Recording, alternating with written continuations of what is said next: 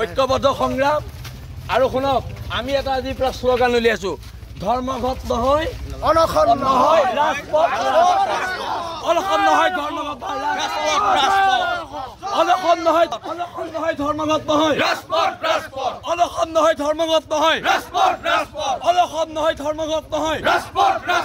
অনশন নহয় ধৰ্মঘট নহয় ৰাজপথ অনশন নহয় ধৰ্মঘট নহয় ৰাজপথ অনশন নহয় ধৰ্মঘট নহয় ৰাজপথ অনশন নহয় ধৰ্মঘট নহয় হ'ব এতিয়া ঠিক আছে গলিয়া জয় এখন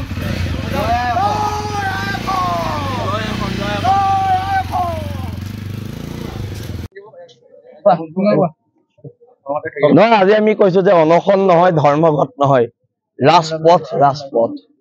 ৰাজপথত ওলাব লাগিব কা আন্দোলনৰ নামত নাটকবাজি কৰিলে অসমৰ জনগণে বিশ্বাস নকৰে আৰু অসমৰ জনগণক আমি আহ্বান জনাইছো আমাক বিশ্বাস কৰক আমি সঁচাকৈ প্ৰকৃতাৰ্থত কা বিৰোধ কৰিছো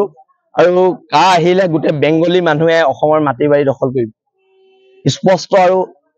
স্পষ্ট কথাবিলাক হা আৰু আমি এখন সংগ্ৰামত অৱতীৰ্ণ হৈছো এই সংগ্ৰামখনত অসমৰ জনগণে এই অনশন ধৰ্মঘটে কা বাতিল কৰিব নোৱাৰে ৰাজপথৰ আন্দোলন হ'ব আজি আমাক এৰিছে আমিতো কৈছিলো আমাক জেললৈ দিয়ক হয় নাই আমিতো জেললৈ দিবলৈ কৈছিলো এইবিলাক আৰু কি আৰু ভয়াতুৰ চৰকাৰৰ দিনত ভয়াতুৰ কামেই কৰিব জেললৈ দিয়ক আৰু কি কথা আছে হয় নাই মহিলা লৈ পিনি হা আৰু আজি এটা খুব বেয়া কাম কৰিছে অসম চৰকাৰে আমাৰ প্ৰতিবাদৰ সময়ত মহিলা পুলিচ 4গৰাকীমান আগবঢ়াই দিছে খুব বেয়া কাম কৰিছে এইটো হা ইমান পুৰুষ পুলিচ থাকোতে মহিলা পুলিচ মাত্ৰ 4জনী আগবঢ়াই দিয়াৰ মানে কথাটো কি আমাৰ ল'ৰাই যদি গাত হাত দিয়ে তেতিয়া মহিলাৰ ওপৰত হাত দিছে বুলি কেছ কৰিব আন্দোলনৰ জোৱাৰটো কমি যাব নে জোৱাৰ বিল আছে তেনে থাকোতে কমিব পাৰে নি ঠিক আছে হা আৰু এতিয়া আমি ঐক্যবদ্ধ সংগ্ৰাম কৰিম আৰু বিজেপিৰ বিৰুদ্ধে গাঁৱে গাঁৱে এতিয়া প্ৰতিবাদ হ'ব আৰু এতিয়া ৰাজপথ আৰু অসমৰ গাঁৱে ভূঞে প্ৰতিবাদ হ'ব কিন্তু আমাৰ ওপৰত বিশ্বাস ৰাখক 1.5 কোটি টকা এটা ললে হৌ পাৰ্টি এটাই কিন্তু আমি নাই লোৱা দেই ঠিক আছে হা ঠিক আছে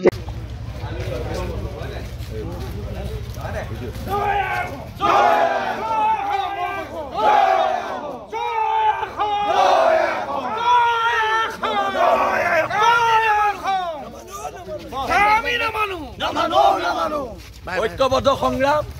আৰু শুনক আমি এটা আজিৰ পৰা শ্লোগান উলিয়াইছো ধৰ্মঘট নহয় অনশন নহয় ৰাজপথ অনশন নহয় ধৰ্মঘট অনশন নহয়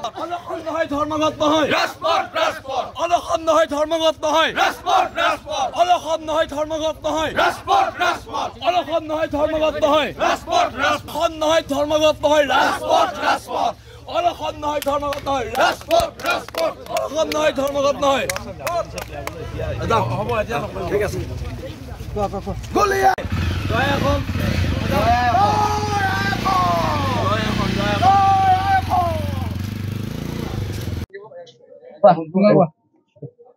নহয় আজি আমি কৈছো যে অনশন নহয় ধৰ্মঘট নহয়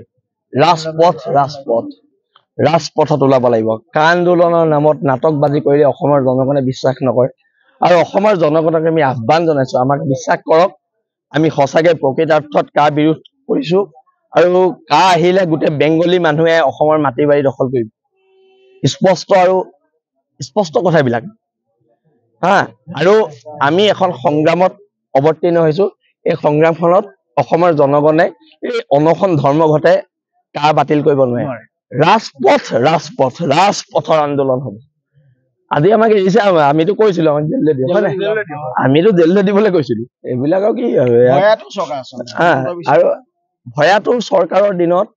ভয়াতুৰ কামেই কৰিব জেললৈ দিয়ক আৰু কি কথা আছে হয় নাই মহিলা লৈ পিনি হা আৰু আজি এটা খুব বেয়া কাম কৰিছে অসম চৰকাৰে আমাৰ প্ৰতিবাদৰ সময়ত মহিলা পুলিচ 4গৰাকীমান আগবঢ়াই দিছে খুব বেয়া কাম কৰিছে এইটো হা ইমান পুৰুষ পুলিচ থাকোতে মহিলা পুলিচ মাত্ৰ 4জনী আগবঢ়াই দিয়াৰ মানে কথাটো কি, আমাৰ ল'ৰাই যদি গাত হাত দিয়ে তেতিয়া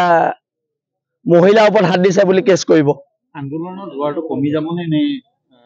জোৱাৰ বিল আছে নাথাকোতে কমিব পাৰে নি? ঠিক আছে হা। আৰু এতিয়া আমি ঐক্যবদ্ধ সংগ্ৰাম কৰিম আৰু বিজেপিৰ বিৰুদ্ধে গাঁৱে গাঁৱে এতিয়া প্ৰতিবাদ হ'ব। আৰু এতিয়া ৰাজপথ আৰু অসমৰ গাঁৱে গাঁৱে গাঁৱে ভূঞে প্ৰতিবাদ হ'ব। কিন্তু আমাৰ ওপৰত বিশ্বাস ৰাখক, 1.5 কোটি টকা এটা ল'লে সৌ পাৰ্টি এটাই, কিন্তু আমি নাই লোৱা দেই। ঠিক আছে হা, ঠিক আছে।